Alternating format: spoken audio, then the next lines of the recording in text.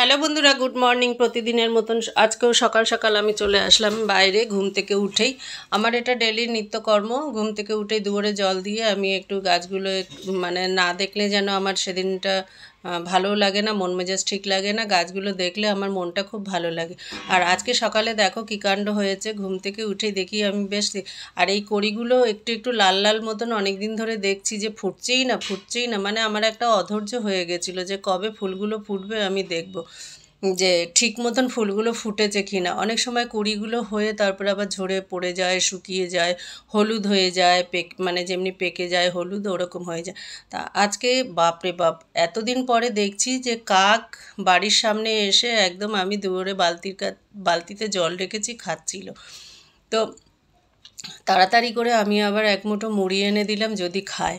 কেন, মানে কত বছর পরে যে এরকম দেখলাম কাক সামনে, এরকম দেখাই যায় না আজকাল। কোথায় যে কাকগুলো লুপ্ত হয়ে গেছে মানে বলাই মুশকিল। তা অনেক দিন পরে দেখে বেশ ভালোও লাগছে। একসঙ্গে অনেকগুলো কাক এসছে, জানি না কী সংবাদ বয়ে নিয়ে এসছে।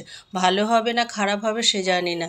অনেক সময় অনেকে বলে যে নাকি বাড়িতে সামনে কাক ডাকলে ভালো, আবার কেউ কেউ বলে যে বাড়ির সামনে কাক ডাকলে খারাপ, জানি না। তো দিদি এবার চলে এসেছে। দিদি আবার এই ফুলগুলোকে নিয়ে তো মানে হুল্লোড় করছে, দেখো দেখো দিদি কত ফুল ফুটেছে। ও খুব মজা পাচ্ছে ফুলগুলো দেখে। আর হাতে একটা ফুল ধরে রয়েছে চেপে, যেন এইটা ফুলটা কোথাও পালিয়ে যাবে, ওই জন্য ও ছাড়তেই চাচ্ছে না। তারপরে জোরে ধমক দেওয়াতে ফুলটা ছাড়লো। এবার ছেড়ে আবার পিছনে আর একটা ফুল হয়েছে, সেটাকে এবার ছেঁড়ার জন্য মাথা খারাপ করে দিচ্ছে, আমাকে ছিঁড়তে দেবে না, ও নিজে ছিঁড়বে। আর এমনভাবে জোরে টান দিয়ে ছিঁড়ছে, এবার আমি তো মানে বানা করছি, শুনছেও না, নিজে নিজে ওস্তাদি করতে যাচ্ছে। আর আমি যেইভাবে আস্তে করে ছিঁড়বো, এইভাবে ছিঁড়লে যে গাছগুলো ব্যথা লাগে না, জোরে টেনে ছাড়লে আমার যেন মায়া লাগে। তো আবার ওপাশের ফুলটা গেছে, ওটাকেও দেখো না কেমন টেনে হয়েছে, মানে মুচড়িয়ে ধরে তাকে ছিঁড়ছে গায়ের শক্তি দিয়ে। মানা করছি তাও শুনছে না। ও যেন মানে কি বলবো, সব দিক দিয়ে একদম ওস্তাদি করে। এক একটা কথা বললে শুনতে চায় না, নিজেই ছিঁড়ল, ব্যাস এবার শান্তি। এইবার ফুলের থালাটাও ওকে আমার হাতে দিতে হবে।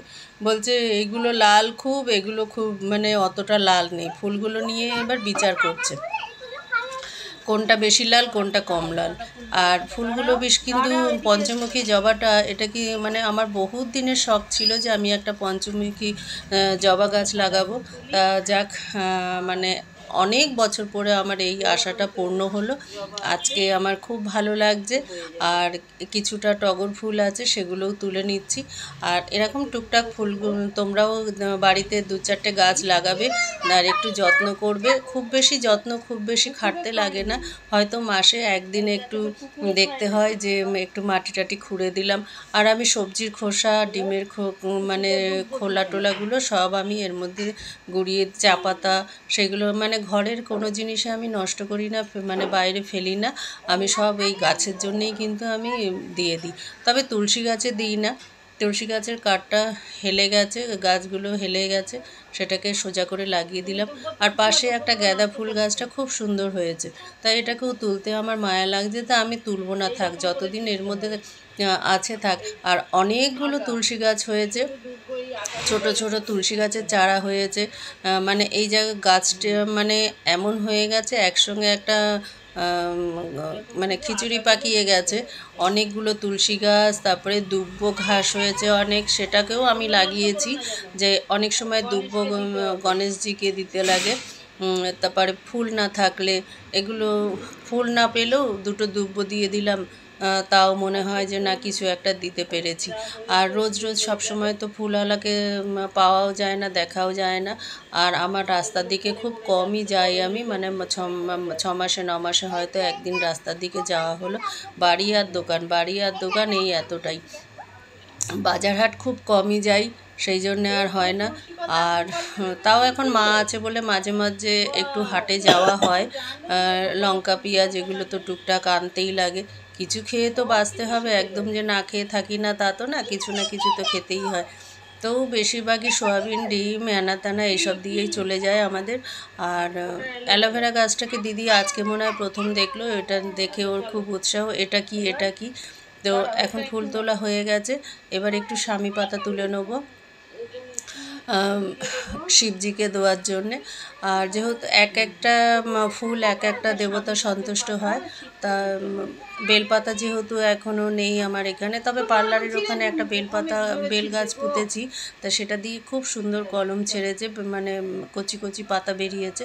আর ফল ছাড়া তো গাছ, যে গাছে ফল না হয় সেই গাছে তো বেল গাছ দিয়ে এখন পাতা দিয়ে পুজোও হবে না, তা ওটা আর আনার কোনো প্রশ্নই পড়ে না। বাড়তে থাকুক, ওটাকে আমি বেশ কলমের মতন করব, কলম ঠিক না বনসাই টাইপের করব, আর যত বড় হয় হবে, বড় হতে দেবো, কিন্তু ঝাঁকড়া হবে আর আগাগুলো কেটে দেবো। এবার ফুল নিয়ে ঘরে এসেছি, এসে দেখি যে দিদি চন্দন বাটতে বসেছে, সমানে জল দিয়ে যাচ্ছে, আর চন্দন বেটে মাটিতেই আবার ঢেলে চন্দন বাটতে বসেছো, অর্ধেক তো ফেলেই দিচ্ছ। তা দেখার পরে আমি আবার তাড়াতাড়ি করে তখন এবার গ্লাসে করে জল নিয়ে বললাম একটুখানি বেটে তবে আমার থালার মধ্যে মানে ভগবানের জন্য রাখো থালায়, সেটা হলো না। আবার তাড়াতাড়ি উনি বই নিয়ে বসেছে, দেখো আমাকে এঁকেছে আর ওর মাকে এঁকেছে, এই দুটো নাকি একটা আমি, এটা ওর মা এঁকেছে। বাহ, কত সুন্দর এঁকেছে, মানে কি বলবো, সারাটা দিন পিছনে লাগতে থাকে আর এরকম করতে থাকে। এবার কাকে আঁকবে জানি না, বইটার মধ্যে বসে বসে সবাইকে গোল বানাচ্ছে। লুচিটা কিন্তু এখনো খাইনি, ওটা হাতে করে গোল করে দিয়েছি, সেইভাবে ওটা দিয়ে গোল মানুষের মাথা বানাচ্ছে। মাথাটা তো একটু গোল হয়, ওই জন্য মাথাটা লুচি দিয়ে এঁকে নিচ্ছে। এবার ওই যে ব্যাস হয়ে গেল।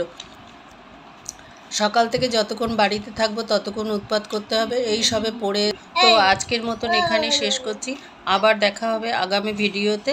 টাটা বাই বাই, সবাই সুস্থ থাকো, ভালো থাকো, টাটা বাই বাই।